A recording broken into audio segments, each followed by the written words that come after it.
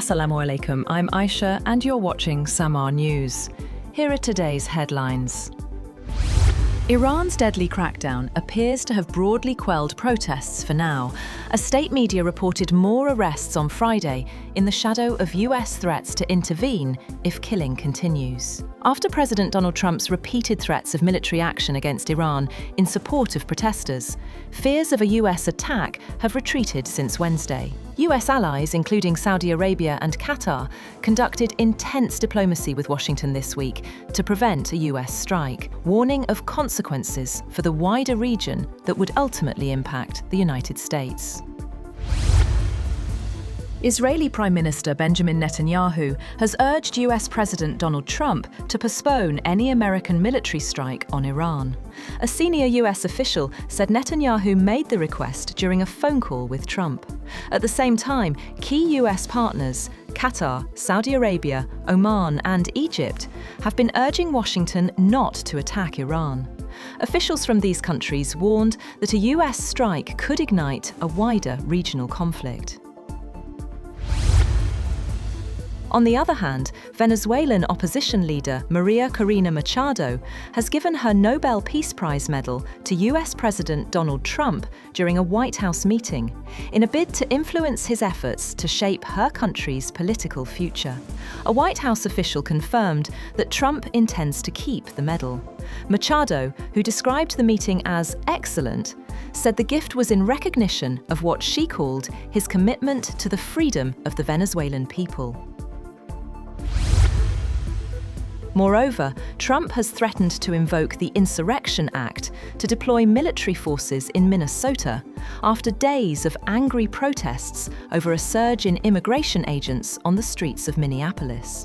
Trump's latest threat came a few hours after an immigration officer shot a Venezuelan man who the government said was fleeing after agents tried to stop his vehicle in Minneapolis.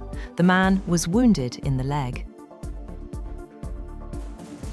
President Volodymyr Zelensky says a Ukrainian delegation is heading to the United States for talks on security guarantees and a post-war recovery package. He said Kiev hopes the documents could be signed on the sidelines of the World Economic Forum in Davos, as Ukraine seeks clarity on Russia's position toward US-backed peace efforts. A new Palestinian committee tasked with governing Gaza has held its first meeting in Cairo. Mediators say the body will be led by former Palestinian Authority official Ali Shath. The meeting comes as the United States moves ahead with Phase 2 of its Gaza plan, aimed at setting up a transitional technocratic administration. Canadian Prime Minister Mark Carney has told Chinese leader Xi Jinping that their two countries are forging a new strategic partnership that promises historic gains by leveraging on each other's strengths. The first Canadian Prime Minister to visit China since 2017, Carney was on a mission to rebuild ties with Canada's second-largest trading partner after the United States, following months of diplomatic efforts to resolve earlier tension.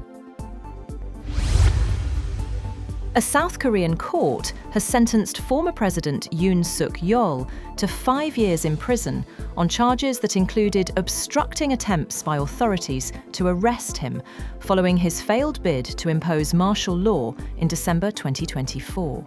The Seoul Central District Court found Yoon guilty of mobilizing the Presidential Security Service to block authorities from executing an arrest warrant to investigate him for his martial law declaration. The 65-year-old former prosecutor was also found guilty of charges that included fabricating official documents and failing to follow the legal process required for martial law, which has to be discussed at a formal cabinet meeting. And a landmark treaty to protect the world's high seas comes into force on Saturday, ending nearly 2 decades of negotiations. The agreement will legally bind more than 80 countries to conserve marine biodiversity in international waters. Environmental groups say the pact is a key step toward protecting 30% of the world's oceans by 2030. That's all for now. For more updates, visit www.samaa.tv. Thank you for watching Samaa News.